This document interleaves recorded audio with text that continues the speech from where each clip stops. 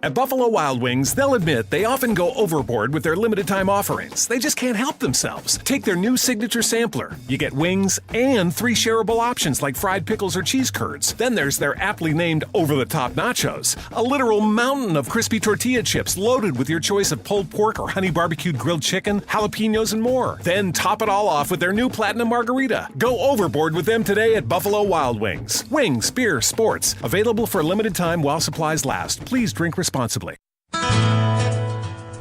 Mental Health News Radio, produced by MHNRnetwork.com. Your source for information about our favorite subject, mental health.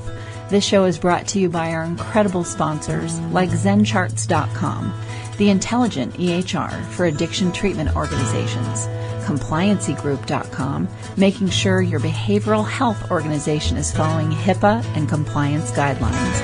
Remember, folks, audits are never fun, but passing them because of working with Compliancy Group helps you focus on treatment. EverythingEHR.com, devoted to helping organizations find the best electronic healthcare record software in behavioral health. And Service Dogs by Warren Retrievers, SDWR.org, a nonprofit organization that provides service dogs to those with unique abilities and invisible diseases to include autism, diabetes, epilepsy, and PTSD. Until there's a cure, there's a dog. And hey, an SDWR service dog is at work every day, making a difference with one of our own team members. Our incredible sponsors help keep this show on the air and advocating for everyone affected by mental health. Guess who that is? That's everyone in the world. Thanks so much for joining us. Hey everyone, this is Kristin Sunanta Walker, host of Mental Health News Radio. I'm here live at the Navigating the World of Addiction conference brought to you by Lifted from the Rut, Mr. Rob Lohman. My co-host today is Johnnie Calloway. Hello, Kristin. I'm really glad to be here and especially glad to be a part of this particular interview. Awesome. Aaron Huey is sitting right in front of me, and I could hear you, even though I was in here doing interviews. I could hear you talking, and I was like, that is a man who does a good speech. I heard laughter. I heard a loud voice. So, Aaron, please tell our listeners what you do and what you were talking about today. Thank you so much for this opportunity, first and foremost. I'll try to be quiet, not yelling. No, talk louder. Talk louder. Okay. No problem. I've never been accused of being too quiet. My name is Aaron Huey. I have a facility in Estes Park, Colorado called Fire Mountain. It is a residential treatment center facility. I'm the president and founder, along with my wife, who's the director and founder. Good for you, too. We opened the facility in our home in 2009 in response to parents who were struggling. Rather than, saying they're struggling with their kids, having done this work a while, I know that the struggle starts with the parents. And that's hard for parents to hear, especially when all their attention is focused on these kids who desperately, desperately need help and are in really massive crisis situations. We've run kids camps, teen rites of passage programs. We still do run these camps and teen rites. So you're focusing on teens, adolescents? Yes, and we do have preventative programs for little children. It's called the Kids Warrior Camp and the Warrior Goddess Camp. I love it. Wait a minute. I want because our listening audience is 60% female. Okay. Warrior Goddess Camp. The Warrior Goddess Camp. I freaking love that. That's awesome. Yeah, it's a great camp. We currently run it in Austin, Texas. That's been going on since 2004. I'm a parent. Both my kids are in their 20s now, so I survived. They did, although they might beg to differ sometimes, but they did survive as well. We have a very successful treatment program. I'm very proud to say that our philosophy is panning out. It's paying off. We have some of the best results in the country that we can find. Wow. And I have a pretty good feeling of why that is. And why is that? Love. And we're not afraid to tell the kids we love them. And it's what saved my life in the depth of my addiction. My rock bottom moment was rescued, and I was lifted from that rock bottom by love, by unconditional love of a divine figure, of a stranger, and of the man who raised me, who is not my biological father, but the man who burst into tears. I'm a crybaby, so if it happens, just let it. That's totally fine. You're in good company. You're in good company. So it began in love, and this work will end with love. That's fantastic. And the passion that I hear people say they see when I'm on stage, it's because I love this. I love this fight. I love this battle. I love the results. I love the community. We were just talking about that right outside, about the people you meet who've been through the darkness. You can't help but love them. There's a reason why Mother Nature has not bred addiction out of the gene pool. It's because when we recover, we do amazing things. Yes. We are amazing people. I'm proud to be among the shadow walkers who've emerged into the light fearlessly. Oh, you so need to be on Johnny's show. Oh, He's morph into a new you. It's his podcast, and you two will do some shows together. I feel right now like you and I have been friends for a very long time. I appreciate that. I mean that. When I was sitting in your talk in there, it's like, oh my God, this guy is for real. And what I mean by for real, in this industry, there are a lot of people that learn all the good stuff to say. They know what to say. Every so often, you get to meet someone who is really coming from their heart and whose intent is truly to help. And I'm a pretty hard critic on people that give talks on this stuff. For me to say that about you is a big deal because I don't endorse everybody that's a good speaker. It means a lot to me. It's huge. Yeah, I saw the two of you out there having lunch. I was like, oh, they're having a meeting of the minds moment. Yeah, it was. When your booth was empty, I was walking around earlier and I saw the dragons to butterflies. And there's a reason I have a dragon tattooed on my body. There's a reason why the logo of our program is a dragon. This idea of transforming your dragon, of taming your dragon. Dragons don't die, man. We carry this stuff with us forever. But oh my God. you can ride it. And for us, dragon is the addiction. And like I said up on stage, for us, addiction is not drugs and alcohol. Because I said when I said I stopped smoking pot. I started LSD. When I stopped LSD, I started drinking. When I stopped drinking, it was codependent relationships. When it was not codependent relationships, it was food. And it was somewhere around that food time that I was like, crap, it's me. It's not this stuff. It was the same in every single one of these scenarios. Me. Those 42 bosses I had from the age of 17 to 28. And all the women that I've been with. Yeah. I was. And it was at that point that I actually started dealing with the issues about 2 years into my recovery. That I actually started dealing with the real issue, that I grew up without a biological father, that I felt unloved, unlovable, loving, the bullying. I had a very intact family. And you're a sensitive male, and that was probably wanted to get every bit of that out of you. And because I grew up in the 70s and early 80s as a kid and stuff like that, we were still, as a child, we were getting spanked in school, getting locked in the lockers, thrown in the ditch by the seniors. That part was still, that's okay. That's how men. And it wasn't okay for sensitive kids. No. And I will say that the man who raised me, my dad, was unbelievably loving. It was very affectionate, was a wonderful man. Yeah. He just wasn't my father. Same story, dude. Right? Same story. So it all starts the same. First time I used, I was 12 years old, and blah, blah, blah, blah, blah. And everybody's got right, and we all end in the same place, gathered around a mic like it's a fire, saying, how can we help someone else? Exactly. Advocacy. Right. That's tribe. I love what you just said, because my recovery process has been like playing whack-a-mole at the fair. It's like I deal with the drugs and the alcohol, and then it's the gambling, and then it's the women, and it's like pop all the time. Yeah. And the conclusion I came to is the core of my addiction, the foundation of all of it, is my addiction to self-sabotage. Yeah. And because all of those things have one goal, is to take me down. Right. And that's the dragon. Like, look at what the dragon does, right? The dragon, and this is the metaphor we teach the kids. Does he know about taming the dragon? So the dragon swoops into the village, the body. Okay? And now the dragon is not born of the self. The dragon is a parasite. It's a foreign invader. But it swoops into the village, and it steals the gold. And it burns the crops, and it takes the cattle and steals the princess. Now, all of these things in archetypal psychology represent different values that we have, okay? It's our abundance. It's our feeling of worth, the gold, right? It's the things that we use to nurture ourselves, the food and the crops and the cattle. And then the princess is our innocence. It's not the female figure. It's the innocence. At some point, the village, the self, must hire the warrior, the virtue. The virtue must confront the shadow.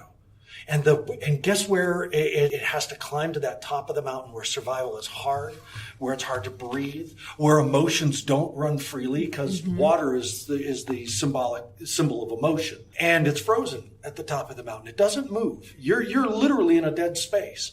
And somewhere up there's a cave, that cave of the innermost self. And that's where the warrior, the virtue, must confront the shadow side to rescue innocence. But here's what we know. Two things. Number one, that gold that it stole, that wealth, that worth, it's in the back of the cave. It's in the darkest, most part of yourself. And so you've got to battle that dragon all the way to the back of that cave. And that's where you get your worth back, that value, that I'm worth it. I matter. I'm okay. And I'm gonna do great things, right? That letter, like you were talking about, that letter from God that you write yourself, the letter from your highest self, the letter from the perfect parent that you write yourself. You can do this. When you start to have that inner voice, that's what you get from battling your dragon. That I matter. And this is going to happen. Second thing is that when the warrior, virtue, rescues the princess, innocence, the princess is no longer innocent. But look at what happens when the princess and the warrior get together. They get married. They become what? The king and the queen. Where they run that place. They run that village. They run that realm. They manage it. They call upon the warriors when they need it, and the wizards when they need it, the jesters when they need it, the bards when they need it. And that's what that story is actually about. It's not about a man rescuing a woman from a monster. It's about our virtue. No, because women can rescue themselves. That's right. From their own monsters. And that's you. the warrior goddess, right? Is that Exactly. virtue of womanhood, of goddesshood, steps out and says, you know what? I can take this. I can take this beast. I can take this shadow. And that masculine energy of that warrior energy, married with that goddess energy, confronts that shadow side. And it's that shadow side. When that shadow side is vanquished, does that mean the shadow goes away? Oh, God, no. No. You just learn how to not get lost in the woods. Right. You just learn how to not hide in the woods. This is the level that we work with the kids. That's so I'm not going to make this battle awesome. about you got to make better choices.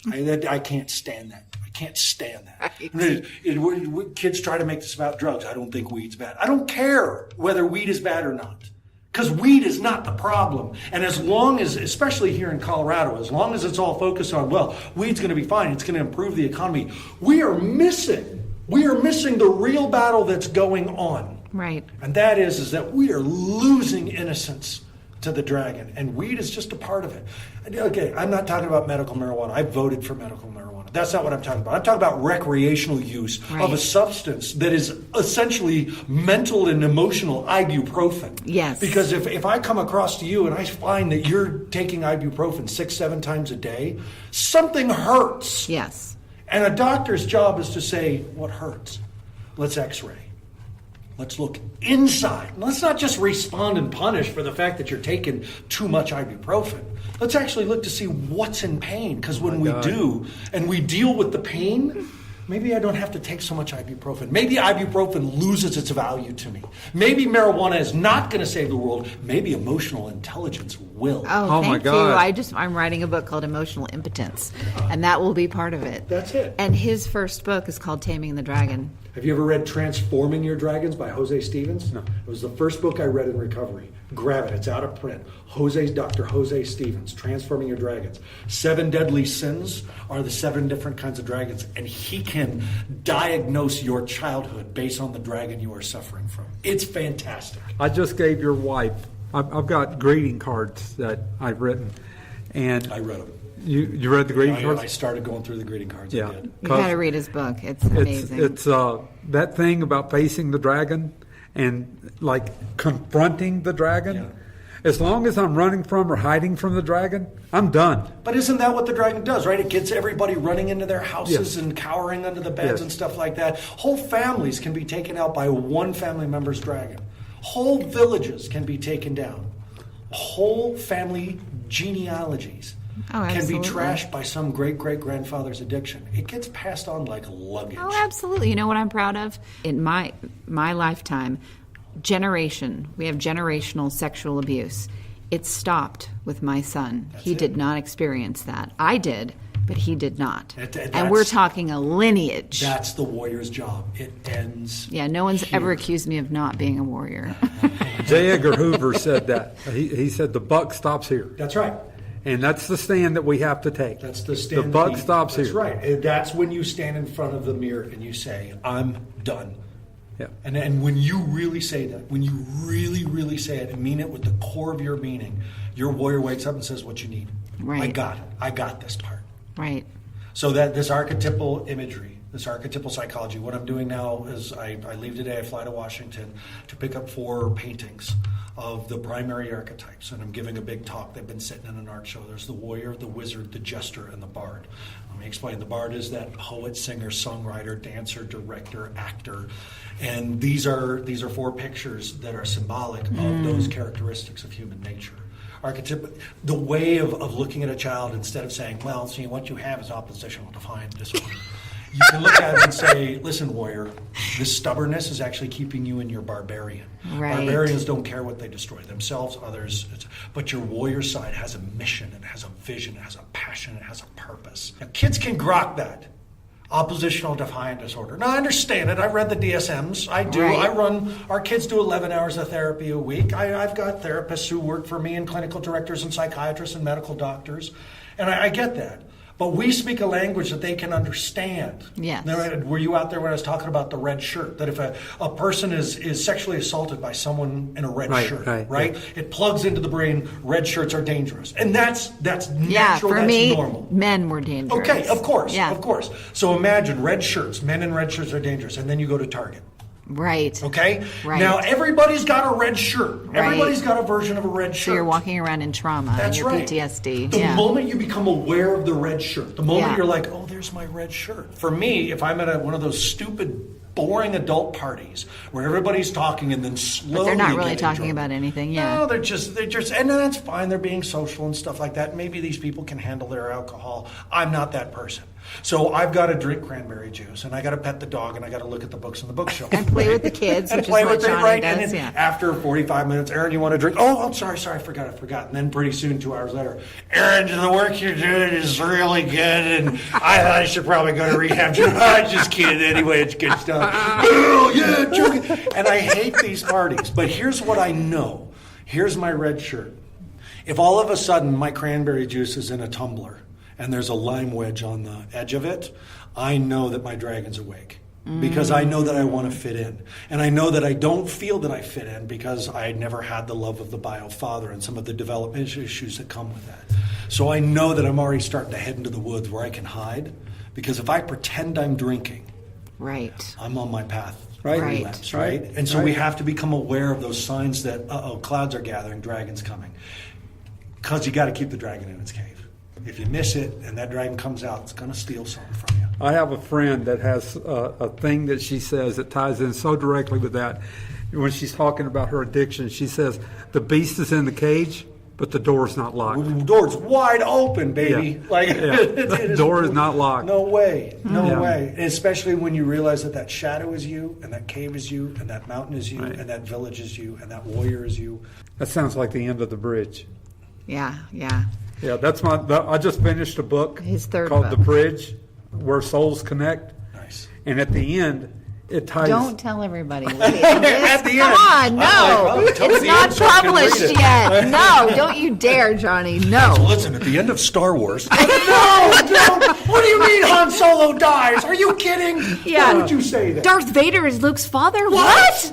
I'm going to schedule you for my podcast because, and before we do, I want to talk to you further. I don't know if it needs to be, she can edit this out. I want to have a deeper conversation, just you and I on the phone, so I can truly bring out with you the points that truly need to be brought out. Great.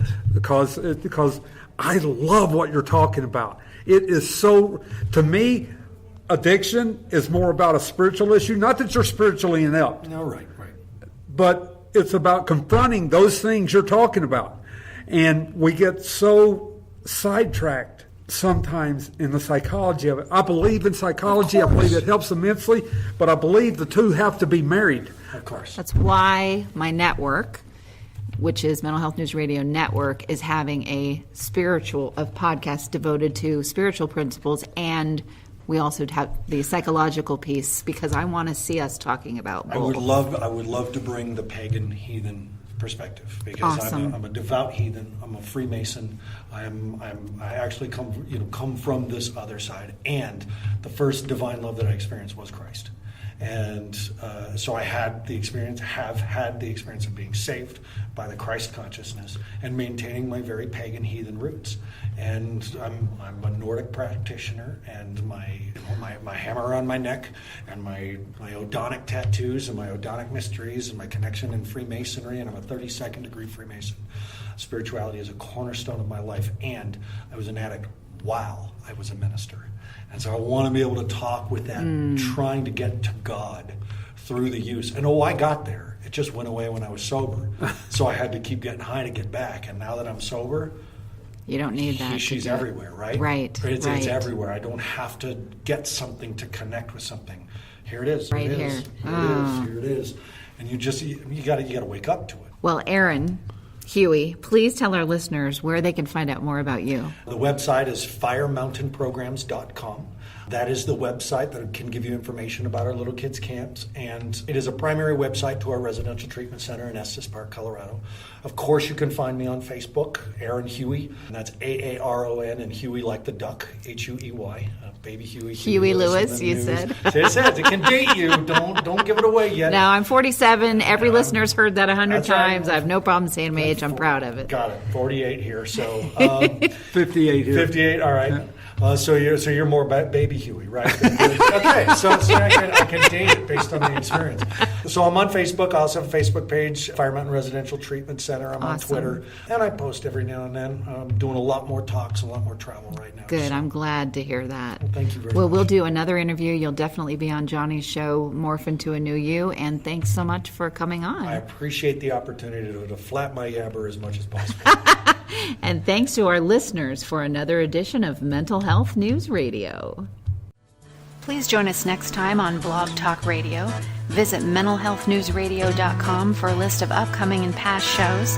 If you'd like to be a guest on our show, please visit everythingehr.com or email me at hello@everythingehr.com. And now a final word from our therapy dog, Miles.